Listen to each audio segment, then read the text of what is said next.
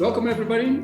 This is Trend Talks, the Solarplaza initiative in which we share the lessons learned and the visions of market and industry leaders in order to accelerate the renewable energy transition. And I'm proud today to speak with Thierry Lepercq. Let me briefly introduce him. He is the founder of Soladvent, a company with the mission to bring about competitive green hydrogen, substituting fossil fuels now, with the emphasis on now. Thierry is a seasoned entrepreneur and was president and co-founder of Soladvent, which was sold to 𝗁, and then he became an executive vice president in charge of research, technology, and innovation.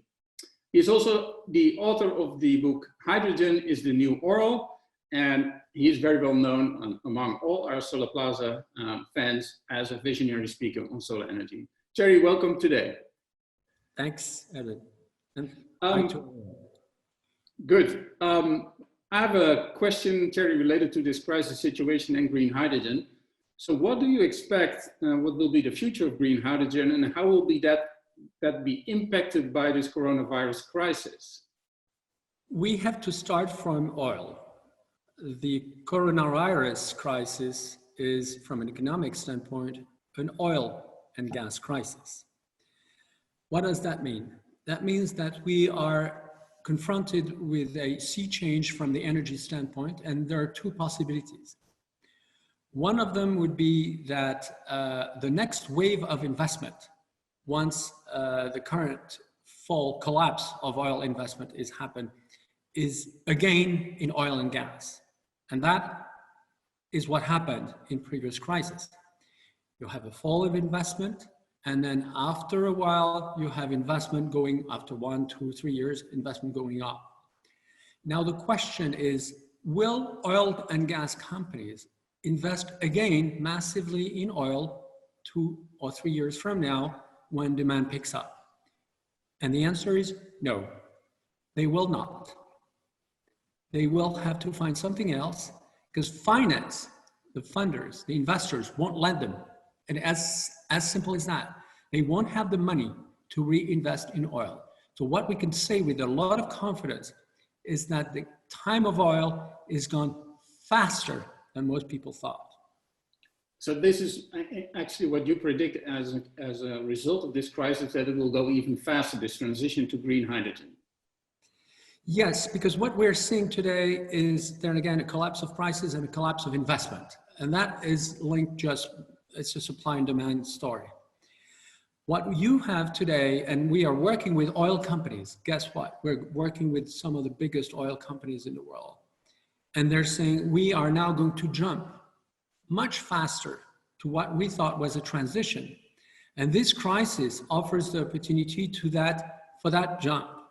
Not just to think about, they're again reinvesting in oil, but thinking about investing in an oil substitute, something which can be just as big as oil, something which can do the same things that oil does, which is providing 24/7 energy and chemical feedstock supply to industry, to businesses, to homes.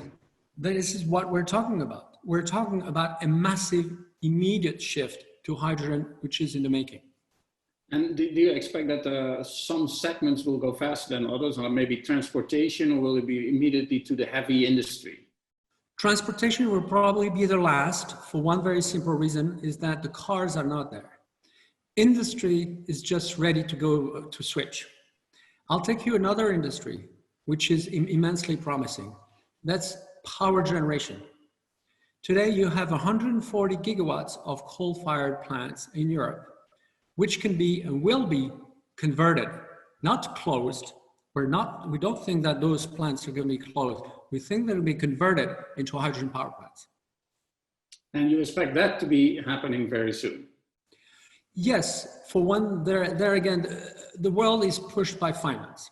Yeah. Today, if you're an investor and you're looking at a coal-fired generation company, and that coal-fired generation company is faced with distress because coal and power prices have gone down, but if they think that the money that these companies can invest can rejuvenate their stranded assets in coal, they're going to push them.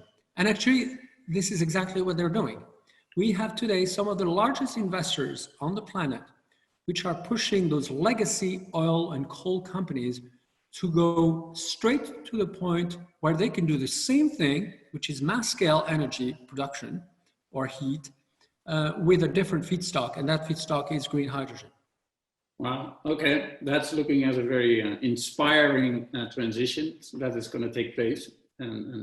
It's not a transition, it is a disruption. And that disruption is coming because you have the largest energy companies in the world and the largest, the most powerful investors in the world. I would include the Norwegian Sovereign Wealth Fund in that, which is playing a powerful role in that transition. So we have to see that this solar and hydrogen thing is not a thing for solar and hydrogen players anymore. It is something for the much wider public and the much wider energy constituency, which is the legacy oil and gas companies, the legacy utilities, and mainstream investors. Wow, okay. Given the short time frame for these kind of interviews, Thierry, we can talk for hours on this topic, and I would be longing for more answers, but hopefully we will discuss that at some other event. We had the chain question coming from the previous interviewer was Jeremy Leggett, who was posting this question: how does the solar industry synergize with the rest of the energy world, in your opinion, in order to maximize our chances of rebuilding the global economy and civilization? Part of that is already in your answer of the hydrogen, but maybe you have to add something to that. It has to ramp up very quickly. What we have seen in Europe in the last 2 years is a ramp up from 8 gigawatts of solar installation annually to 20 some gigawatts. We need to go to 200 gigawatts annually very, very quickly. That's what the European solar industry needs to do, to multiply by 10 its capacity in 1, 2, or 3 years. This is as fast as we need to go.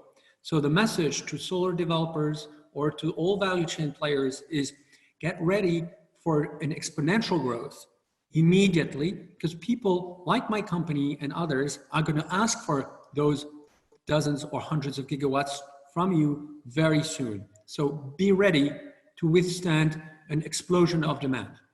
Wow, okay. Well, now I look forward then to your question for the next interviewee. What would be the question you want to have answered?